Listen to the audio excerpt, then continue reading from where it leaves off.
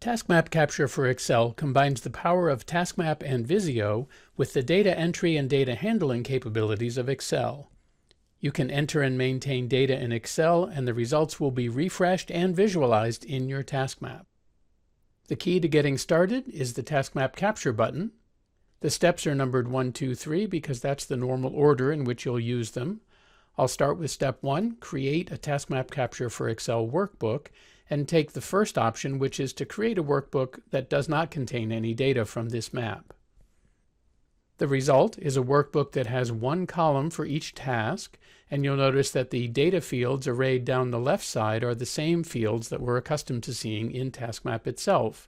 So there's a task ID, a task description, guidelines, resources, fields that contain a drop-down list in TaskMap do here as well in Excel. So here are our role names that we can select. If you've customized any of the 6 user-defined fields in TaskMap Professional, as we've done here with the first 3, changing them to start date, deliverables, and status, you'll see that those fields appear here just as they do back in TaskMap.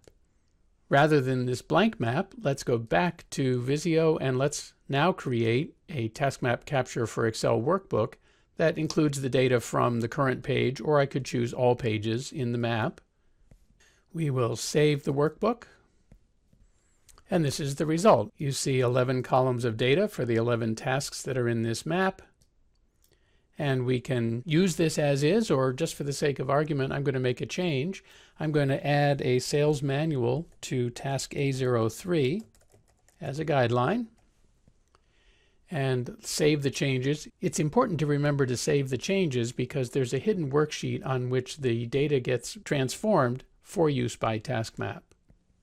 Back in TaskMap, we'll click TaskMap Capture, and this time we'll link to the workbook that we've just created. If you've not linked a Visio diagram in general or a TaskMap to external data, then this external data window is probably something you haven't seen before.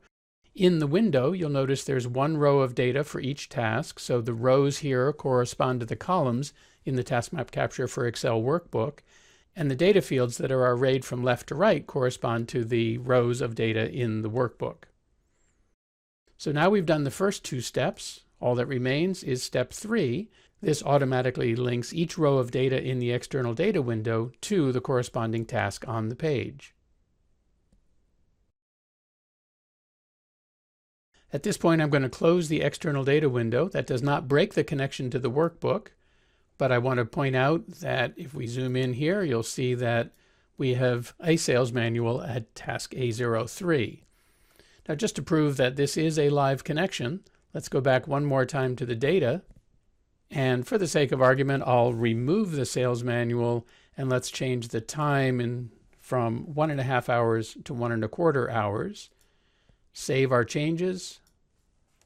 And this time I will go back to TaskMap and I'll use the TaskMap Capture button and the final option down here to refresh and watch task A03 as I do so.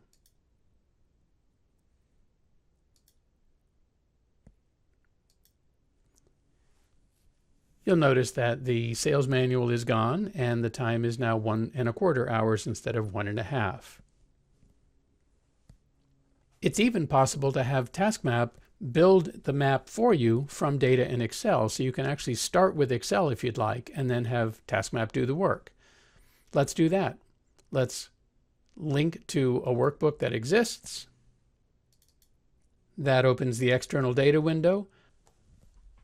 When you're ready to have TaskMap build the map for you, it's important to leave the external data window open, select the Add Tasks button, and choose the option to add tasks and data from the external data window. TaskMap looks at the data window, finds 11 tasks worth of data, defaults to suggesting 4 tasks per row, which generally is a good place to start, but you can change that if you want to. And I'll leave the default of yes for the choice of whether TaskMap should automatically add task links between each pair of tasks. And then click OK and let TaskMap do the magic. Let's close the external data window, and what we have is a start on a map. It's not going to be perfect. We're going to need to move some things around, so Probably want to select this row of tasks, move them up a little bit, perhaps move this row down a little bit. You get the idea. And by the way, TaskMap Capture builds the map in serial form, so if there are branches or decisions in the map, you will need to do some rearranging to accommodate that. But TaskMap has done all the hard work, and this map is still linked to the workbook, so you can continue to make changes in the data and refresh back in the map. One other comment about linking to workbooks, you can actually link to more than one. So you can use the link to TaskMap Capture Workbook option more than once. Typical scenario for some of our clients is that they will link to a workbook for each of, let's say, 3 subject matter experts. Each of those SMEs is responsible for one set of data, the data about the tasks that they work with in the process. And then as the map designer, map creator, all I need to do is periodically refresh the map in order to take in the latest data changes from each of those participants.